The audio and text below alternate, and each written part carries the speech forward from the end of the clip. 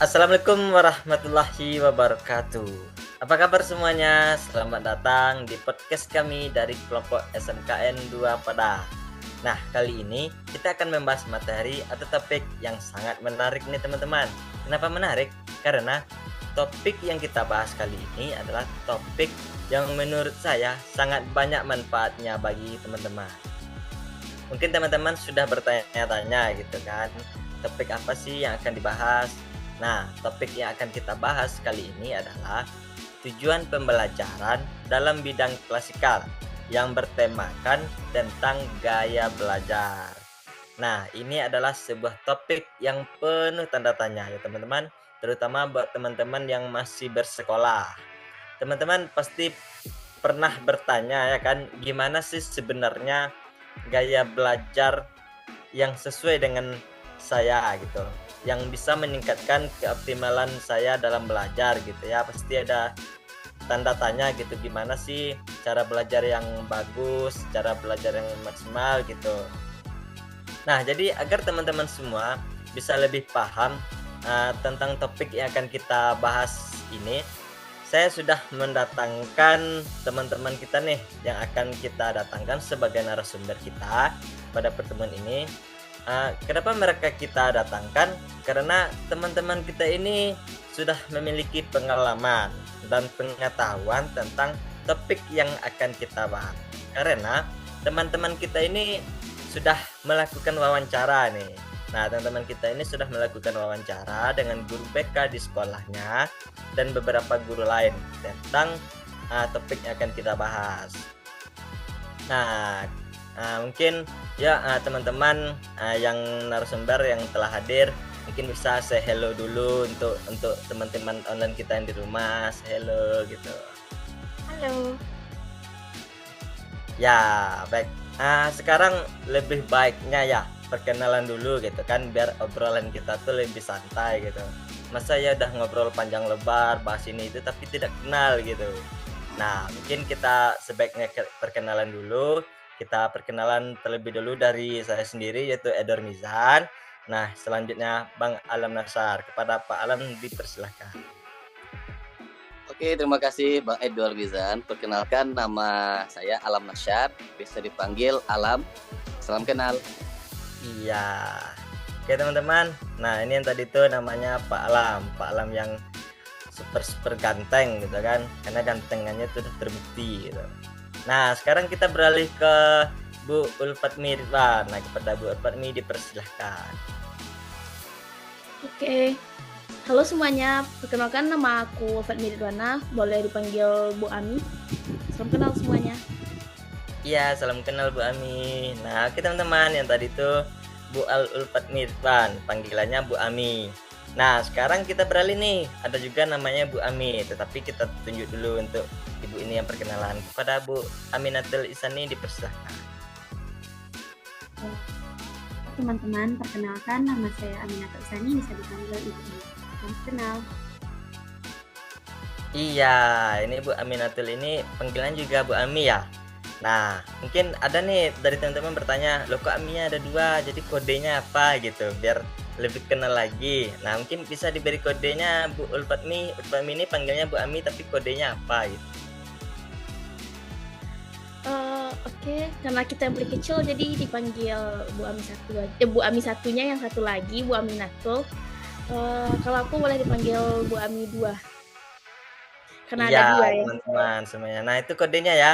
Yang Ibu Ulfatmi ini panggilannya Bu Ami, tapi Ami-nya Ami 2 gitu.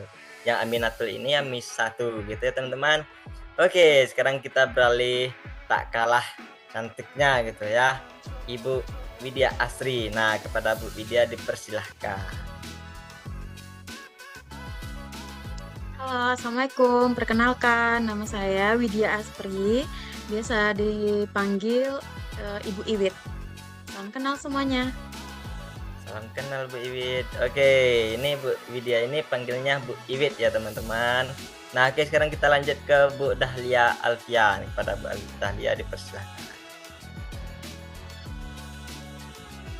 Halo semuanya, salam perkenalkan, nama saya Dahlia Alfian, bisa dipanggil Dahlia. Salam kenal. Iya, salam kenal Bu Dalia. Oke, sekarang kita beralih ke Bu Islami Mezi Rismi. Islamezi Rismi. Oke, kepada Bu Islamezi Rismi dipersilakan. Halo semuanya, perkenalkan nama saya Islam Mezi Rizmi, biasa dipanggil Ibu Mezi. Salam kenal semua. Iya, salam kenal Bu Mezi. Oke, mungkin teman-teman di rumah sudah pada kenal ya sama narasumber kita yang akan kita ulik nantinya pada sesi selanjutnya. Oke, teman-teman. Nah, kan tadi kita akan membahas tentang gaya belajar nih. Nah, gaya belajar tuh pasti teman-teman bertanya-tanya gitu, apa sih gaya belajar tuh gitu? Bagaimana sih konsepnya? Sebenarnya gaya belajar tuh gimana sih yang baik? Jadi sebelum pertanyaan itu menggelapkan pemikiran teman-teman, mungkin nanti narasumber kita ini bisa mencerahkan atau menerangkan pemikiran teman-teman tadi. Oke, nah pada konsep yang pertama ini ada ini lembar kerja W, yaitu where is this going and why. Nah, pada lembar kerja W ini ada nih teman beberapa pertanyaan yang mungkin juga terdapat teman di rumah gitu dan bertanya apa sih tujuan pembelajarannya gitu kan, apa sih kemampuan peserta yang kemampuan saya yang saya miliki gitu. Nah, mungkin bisa diterangkan atau dijelaskan oleh yang pertama yaitu Bu Iwit. Nah, pada lembar kerja ini kepada Bu Iwit kita persilahkan. Baiklah, terima kasih kepada Bapak Edward atas kesempatannya dan teman-teman yang lain. Baiklah, teman-teman, izinkan saya menguraikan lembar kerja W, yang mana W itu adalah where is it going and why, terkait dengan topik pentingnya mengenali gaya belajar siswa. Nah, sebelumnya kita perlu mengetahui dulu apa itu gaya belajar. Jadi teman-teman, gaya belajar itu merupakan cara atau preferensi setiap individu dalam memahami, mengolah, dan menyimpan informasi. Jadi setiap orang itu memiliki cara belajar yang unik, yang seringkali dipengaruhi oleh pengalaman, lingkungan, serta kebutuhan dan karakteristik pribadinya. Gaya belajar itu sendiri sering kita dengar ada tiga ya, familiarnya tuh ada tiga, yaitu visual yang belajar melalui gambar atau diagram. Kemudian ada juga auditory, belajar lewat pendengaran dan diskusi. Kemudian ada juga kinestetik, belajar dengan praktik langsung. Nah, bahkan ada pun kombinasi 2 sampai 3 gaya belajar yang dimiliki oleh setiap individu. Itu tergantung dari kebutuhan individu tersebut. Nah, kita lanjut dari hasil wawancara dengan salah satu guru BK di SMK Negeri 2 Padang. Beliau menyampaikan bahwa guru BK memiliki peran dalam membimbing siswa untuk menemukan gaya belajarnya. Nah, analisis ini berguna untuk mengidentifikasi apakah siswa sudah memahami cara mereka belajar atau masih perlu bantuan untuk mengenali kebutuhan belajarnya. Hal ini memungkinkan juga guru BK menyesuaikan dengan pendekatan bimbingan kepada setiap siswa yang di kelas.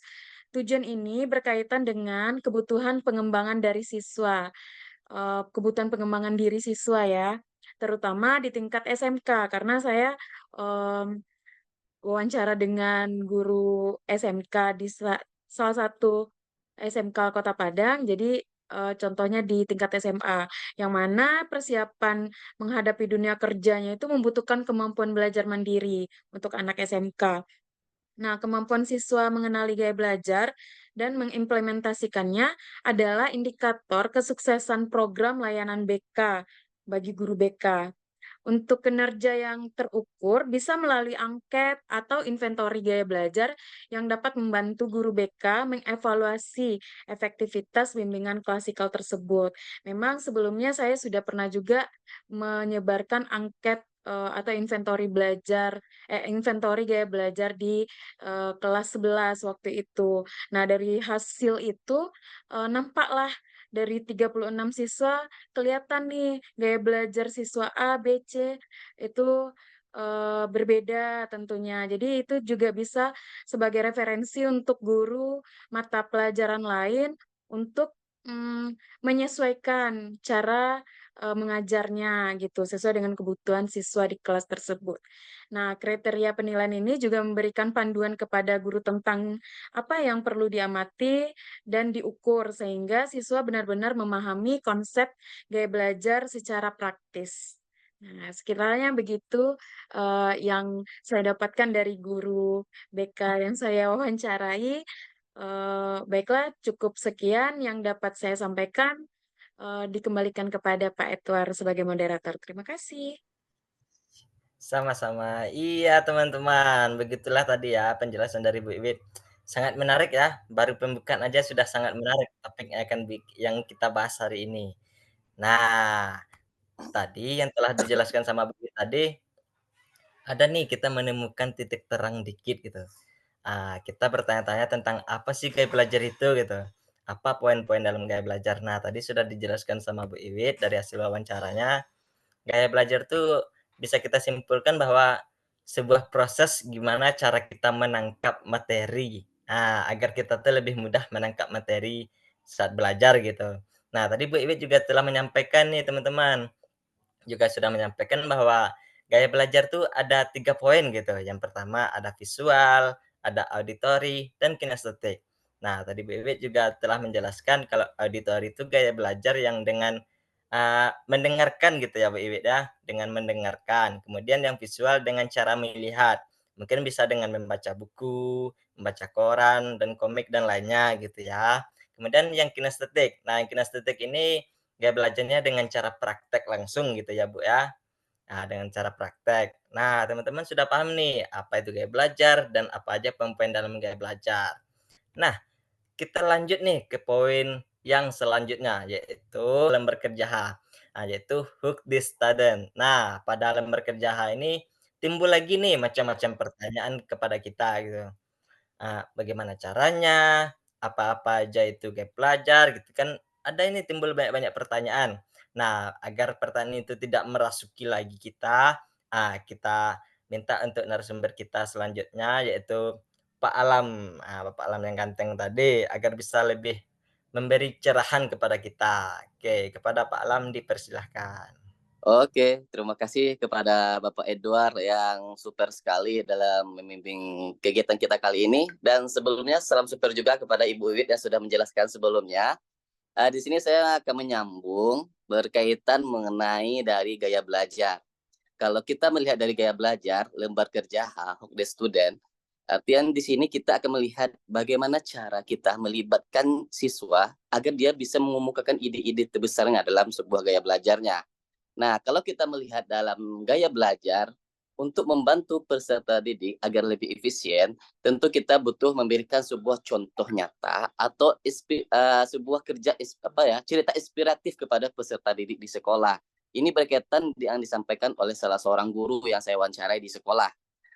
Saya mewawancari salah seorang guru menengah kejuruan di sekolah Kota Padang, bahwasanya dengan memberikan layanan format klasikal bisa kita kaitkan dengan materi yang berkaitan dengan gaya belajar, bisa kita memberikan pemahaman kepada peserta didik agar dia termotivasi dan dia memiliki kinerja yang bagus dan lebih antusias lagi dalam belajar. Contohnya, kita memberikan salah satu contoh tokoh proklamator kita di Indonesia yang pertama kali itu di Sumatera Barat, yaitu Muhatta.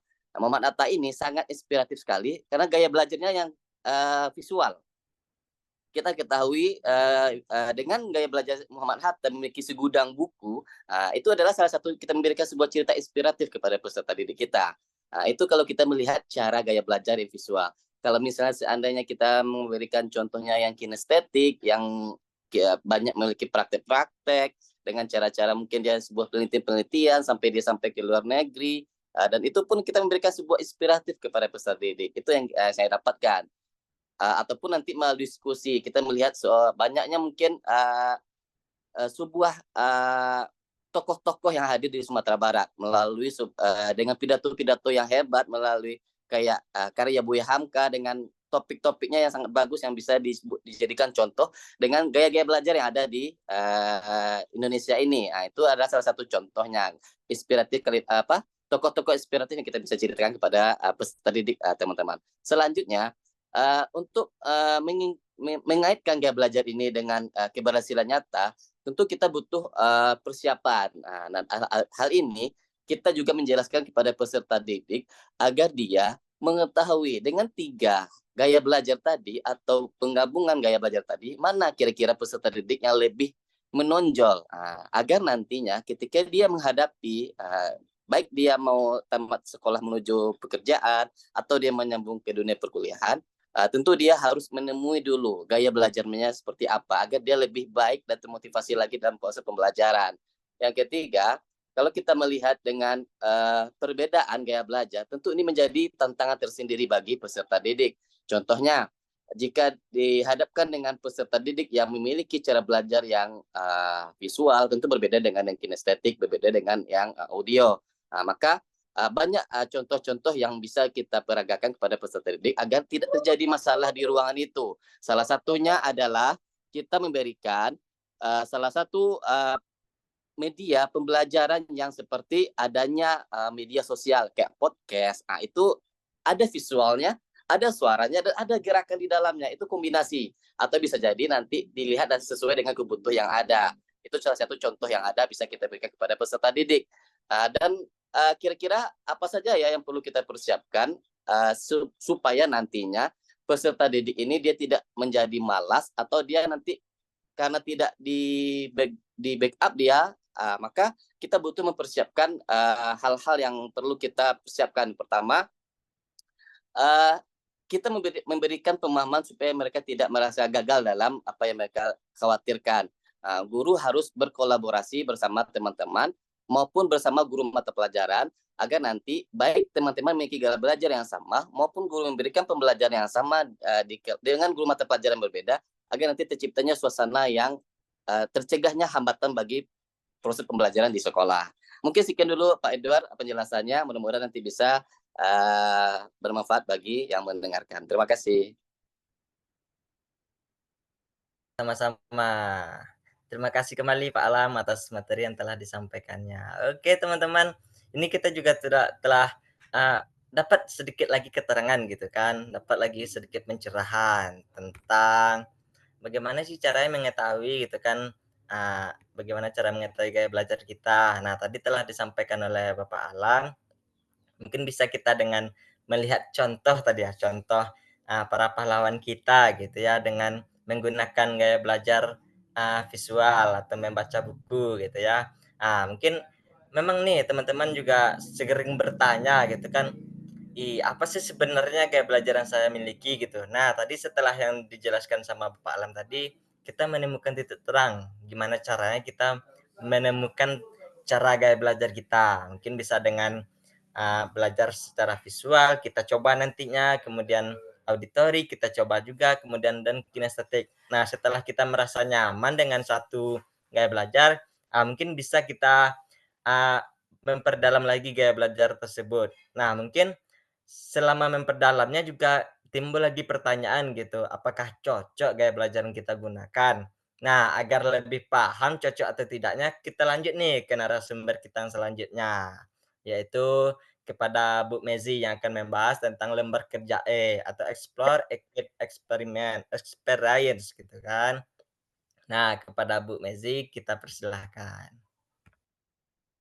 Ya, terima kasih kepada Pak Edward. Lanjut kita kepada lembar kerja E, di mana ada Explore, Equip, sama Experience. Nah, di sini bagaimana caranya peserta didik akan terlibat dalam mengeksplorasi ide-ide besar. Ada langkah-langkah yang dapat kita lakukan terkait dengan gaya belajar ini. Yang pertama yaitu untuk mengetahui gaya belajar apa yang ada pada peserta didik, dapat dimulai dengan menggunakan pertanyaan pemicu. Nah, misalnya, apakah kamu merasa lebih mudah mengingat sesuatu dengan melihat gambar, atau mendengarkan penjelasan, atau mendengarkan secara langsung? Nah, pertanyaan lain bisa juga kita ajukan dengan bagaimana sih cara belajar yang paling nyaman saat kamu mempersiapkan ujian.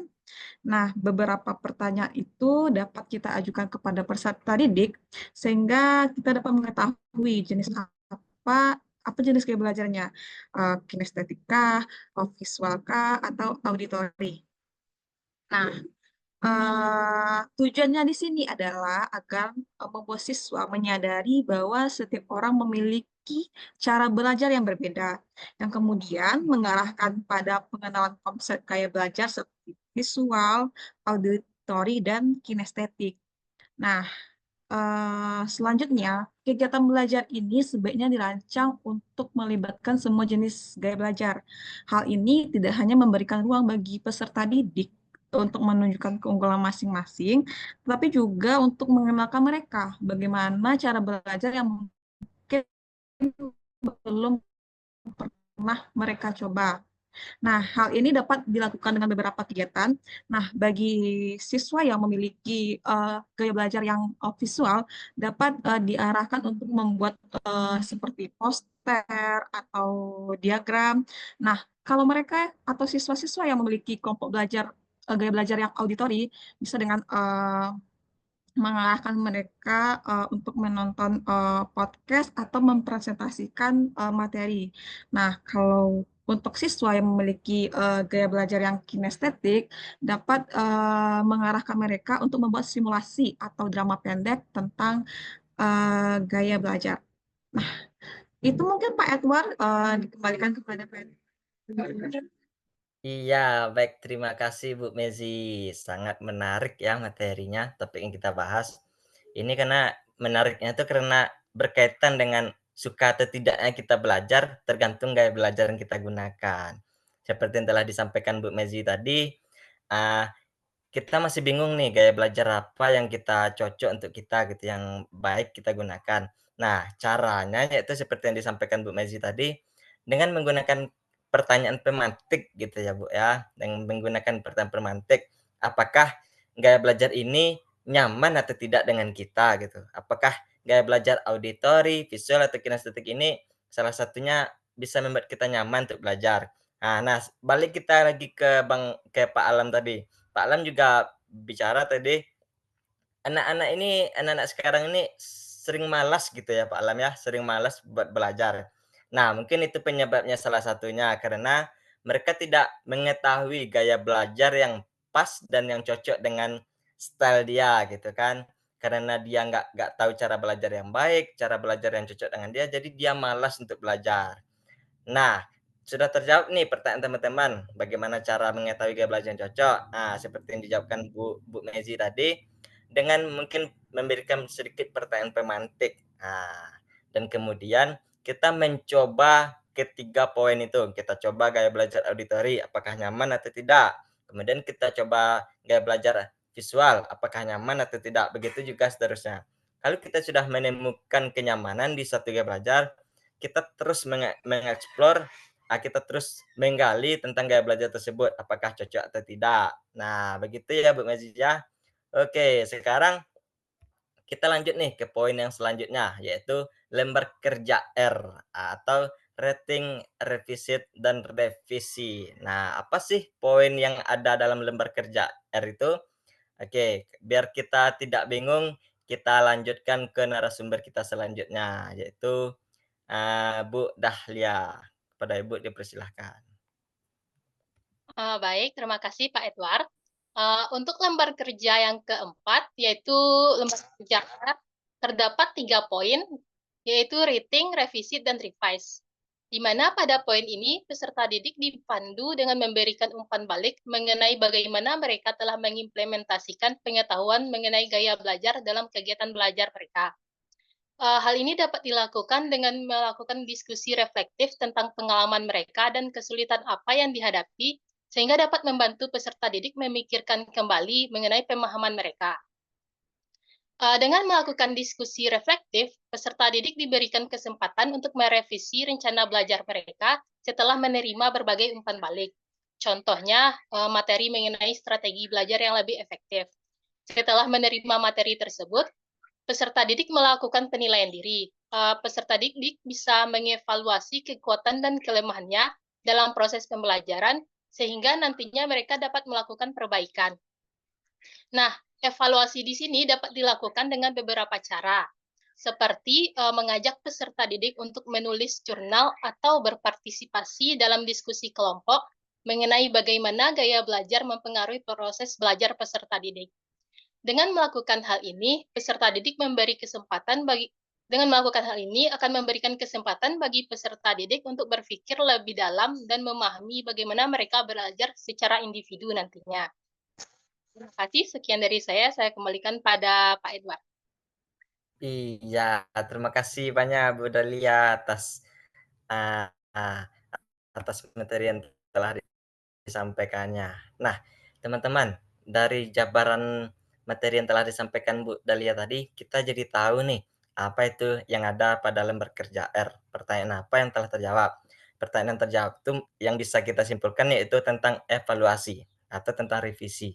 Nah, revisi yang akan kita evaluasi itu tentang gaya belajar yang kita laksanakan pada materi Bu Mezi tadi. Setelah kita mencoba gaya belajar yang kita lakukan pada 3 poin itu, kemudian kita evaluasi mana gaya belajar yang menurut kita tuh benar-benar cocok. Ah, cara mengetahuinya mungkin dengan seperti yang disampaikan Bu Dalia tadi, dengan kita berdiskusi kelompok gitu ya Bu Dalia, dengan berdiskusi kelompok atau dengan melihat mana perkembangan nilai kita dari gaya belajar yang kita gunakan yang meningkat gitu. Kalau ada dari salah satu gaya belajar yang kita gunakan, kemudian nilai kita meningkat, mungkin itu kecocokan gaya belajar buat kita gitu ya. Oke, baik teman-teman. Tadi udah terjawab sudah ya beberapa pertanyaan kita. Nah, sekarang kita lanjut ke lembar kerja E dan lembar kerja T. Kenapa sekaligus keduanya? Karena pemateri kita yang selanjutnya ini sepertinya dia lebih bersemangat kali gitu kan. Langsung sekaligus 2 materi yang akan dijabarkan gitu. Jangan ragu dan jangan bimbang gitu ya. Kita alihkan langsung kepada Bu Ulfat Mirwan yang dipanggil dengan Bu Ami 02. Nah, kodenya 02 teman-teman, jangan sampai lupa gitu. Nah, Bu Ulfat ini akan membahas tentang lembar kerja E dan lembar kerja T. Kepada Bu Ami dipersilahkan. Oke, terima kasih Bapak Edward. Oke, di sini kita akan membahas yang pertama yaitu lembar kerja E, yaitu Exhibit and Evaluate, atau kegiatan yang bertujuan untuk mengukur keberhasilan suatu kegiatan atau suatu program. Di sini kita membahas cara peserta didik untuk dibimbing dalam penilaian diri, evaluasi diri, dan penyesuaian. Peserta didik bisa dibimbing melalui diskusi tentang pentingnya penilaian diri.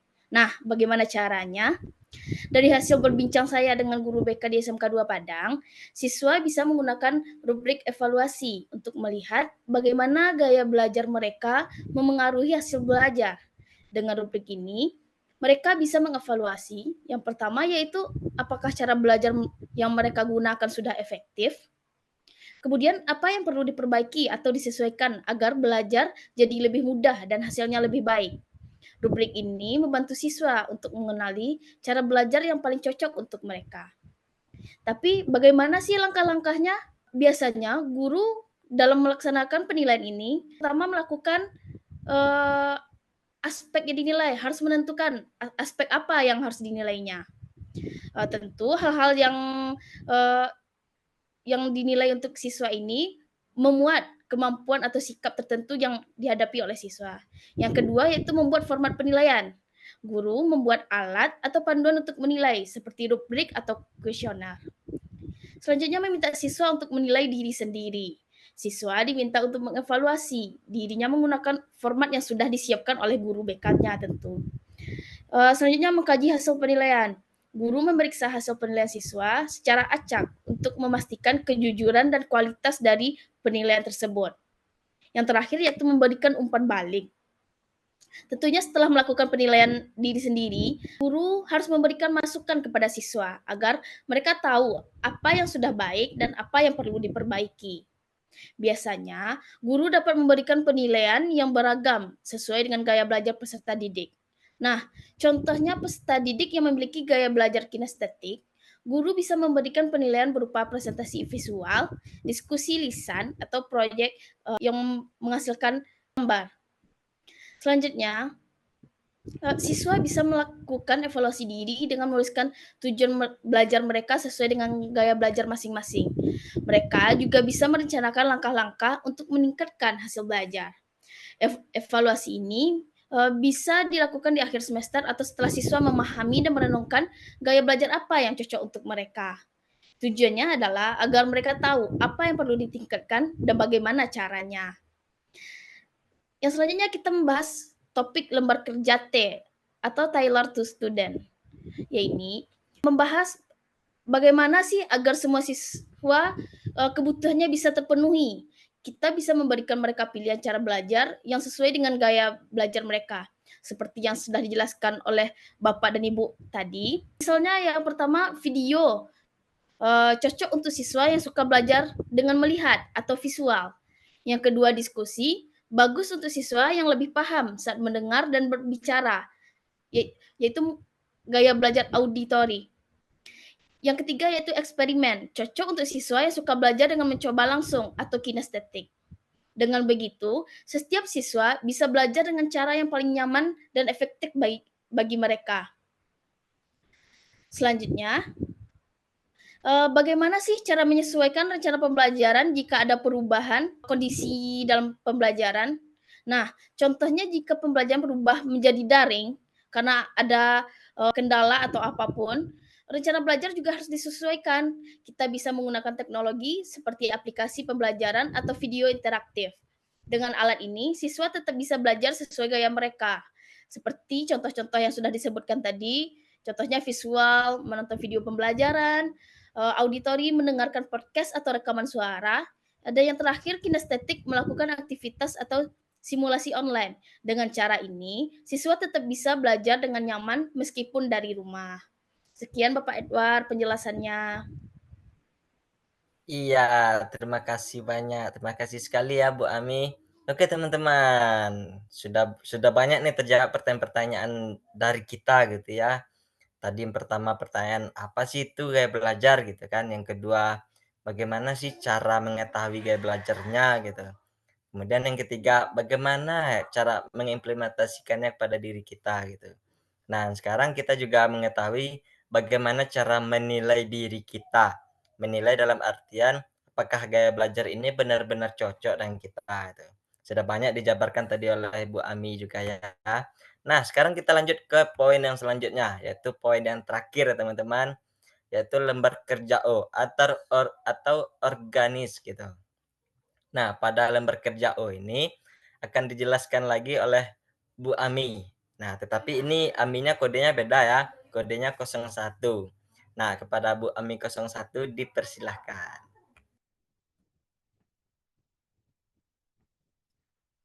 Baik, terima kasih Bapak Edward.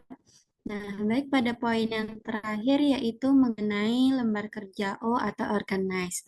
Nah, dalam konteks perancangan desain pembelajaran mengenai pentingnya mengetahui gaya belajar yang sudah kita bahas dari awal tadi bagi peserta didik, organize atau mengorganisir mengacu pada proses menyusun atau merencanakan berbagai komponen dalam pembelajaran agar nanti dapat berlangsung secara efektif dan efisien.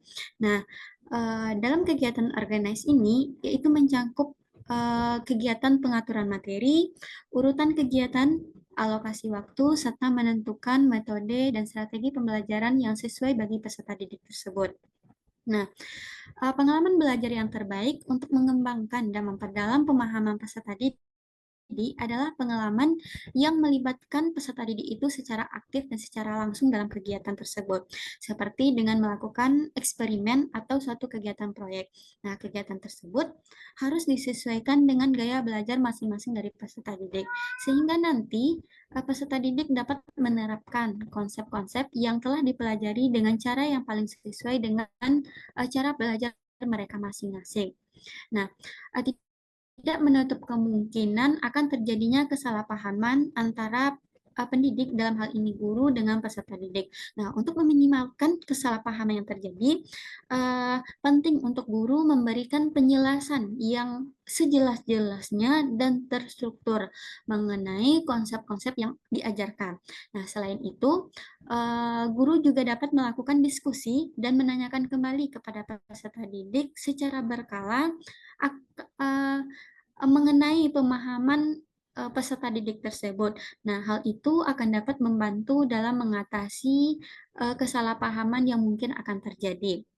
Nah, dalam mengatur dan mengurutkan pengajaran dan pembelajaran untuk memaksimalkan keterlibatan dan efektivitas dalam pengajaran, proses pembelajaran dapat diatur dengan guru mulai memperkenalkan tentang konsep gaya belajar tersebut. Nah, guru terlebih dahulu menjelaskan kepada peserta didik mengenai konsep gaya belajar. Setelah itu, guru dapat memberikan tes gaya belajar kepada peserta didiknya dan dilanjutkan dengan melakukan diskusi. Nah, tujuannya agar nanti peserta didik dapat dibimbing untuk merancang strategi belajar mereka sendiri dan menentukan metode yang paling sesuai dengan gaya belajar mereka masing-masing. Nah, itu pada poin mengorganisir dalam lembar kerja O. Saya kembalikan kepada Bapak Edward. Ya, terima kasih banyak Bu Ami 1. Oke teman-teman, ini pencerahannya sudah sangat dalam ya buat kita ya. Jadi kita udah lebih tahu nih gambaran besarnya itu tentang gaya belajar gitu. Yang pertama tadi kita sudah membahas tentang apa itu gaya belajar, apa-apa aja poin dalam gaya belajar gitu kan. Bagaimana cara mengetahui gaya belajar yang cocok buat kita. Nah, kita udah pada paham nih apa sih sebenarnya gaya belajar itu gitu kan. Ada banyak macam gitu, ada 3 macam gaya belajar pada kita gitu. Yang pertama ada auditory, yang kedua ada visual, dan ada kinestetik. Nah, dari 3 itu bagaimana cara kita menyesuaikannya? Nah, tadi juga sudah dijelaskan sama narasumber kita. Bagaimana cara kita menggunakan gaya belajar itu? Bagaimana cara kita melihat apakah gaya belajar ini benar-benar cocok untuk kita gitu. Nah, setelah kita mengetahui cocok atau tidaknya, kita melaksanakan kita mengaplikasikan kepada kehidupan kita sehari-hari. Contohnya ketika kita belajar, kita mencoba menggunakan gaya belajar yang ini. Apakah ini cocok atau tidak? Setelah kita melaksanakannya, kita melakukan evaluasi. Kita melakukan penilaian. Kita lakukan evaluasi terhadap gaya belajar yang kita gunakan. Kemudian kita evaluasi tentang gaya belajar ini cocok nggak sih buat kita sebenarnya gitu. Apakah ini gaya belajar yang sebenarnya yang harus saya pelajari gitu. Nah, setelah kita mengevaluasi, kemudian kita memperdalam lagi tentang gaya belajar yang cocok untuk kita. Nah, selama kita memperdalami, tidak menutup kemungkinan timbul lagi pertanyaan, apakah ini benar yang sebenarnya gitu ya? Pasti timbul lagi pertanyaan gitu. Nah, tetapi pada lembar kerja yang terakhir, yang organis, dan juga tidak terjadi kesalahpahaman dalam memahami konsepnya sehingga kita. Tetapi telah dijelaskan oleh narasumber-narasumber kita tadi. Oke teman-teman, mungkin sesi podcast kita hari ini sudah mau berakhir ya. Jadi mungkin saya secara pribadi jika ada kata dan salah atau janggal, saya mohon maaf. Begitu juga dengan teman-teman. Ketika ada kata yang salah disampaikan, kami mohon maaf. Mungkin kami akhiri dengan Assalamualaikum warahmatullahi wabarakatuh. Waalaikumsalam. Assalamualaikum warahmatullahi wabarakatuh.